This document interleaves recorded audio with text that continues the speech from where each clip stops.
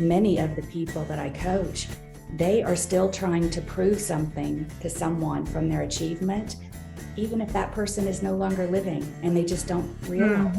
Still trying to prove something or to protect themselves from that uncertainty of their childhood. And there's no way to do it, as you know. There's no way to make sure that you're safe.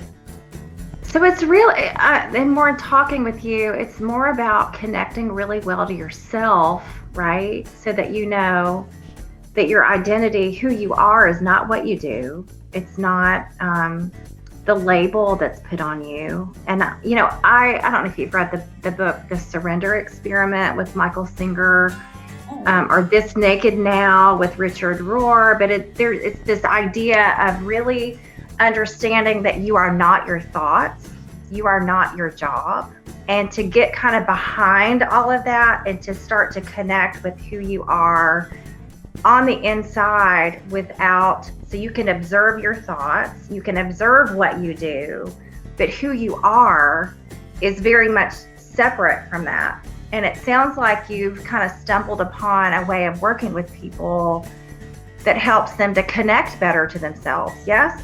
That's exactly it. And, you know, it's also not the shoes you wear, you know, or the number of passport stamps you have in your passport or how large your house is.